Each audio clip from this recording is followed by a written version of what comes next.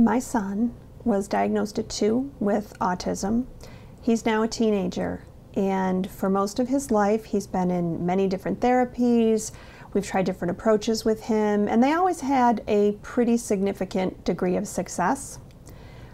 But every so often there was this group of behaviors that we couldn't put our finger on. We weren't sure what it was, what was the cause, and we felt like we were missing something.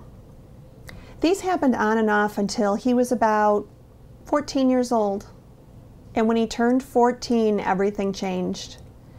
These little behaviors became big behaviors.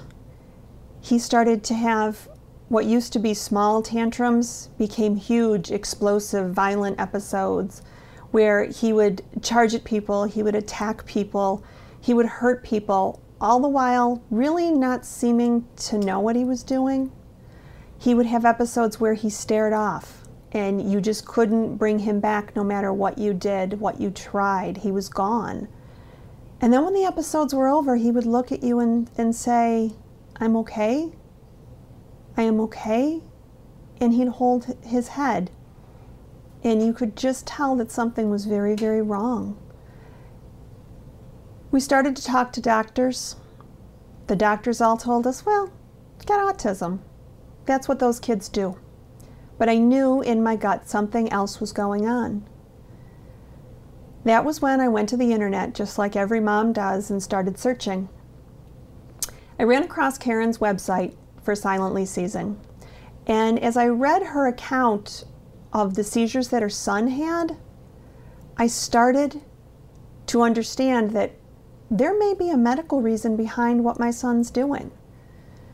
So I contacted Karen and we set up a consultation. And the hour that I spent on the phone with Karen completely changed the course of my son's life. After spending 2 hours on the phone with her, Karen convinced me of what I already knew in my heart, that my son was having seizures. Armed with Karen's information from her book, I was able to start pursuing different doctors in the medical community to see if I could get an answer. And doctor after doctor after doctor told me, he has autism. There's nothing wrong with him. He's not having seizures. But I knew, based on everything I had learned and everything Karen had shared with me, that he did. I was able to keep fighting till I finally found a wonderful, wonderful neurologist who looked at me, looked at the information that I shared that I had gained from Karen, and said, "You're right. He's having seizures."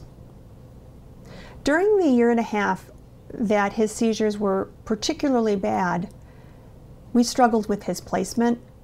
We struggled with him losing everything that he had learned. He was a shell of who he used to be. And when we finally found a neurologist who listened to the whole silently seizing theory, we were able to get him on seizure medications, and lo and behold, after a few months, those behaviors were gone. He wasn't doing those behaviors anymore. We weren't having these violent outbursts. He wasn't holding his head saying, "What's wrong?" So I continued to talk with Karen and share what I was learning as I was talking to the doctors. I also have a background in behavior analysis, which made me really start to take a critical look at the behaviors that my son was exhibiting.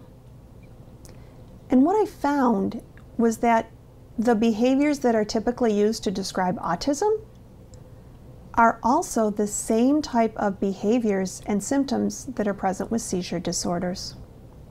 It was like a light went on.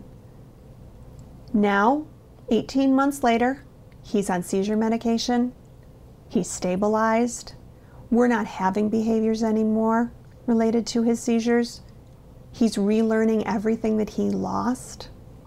And Karen and I are working together to help other families achieve the same results and outcomes for their children.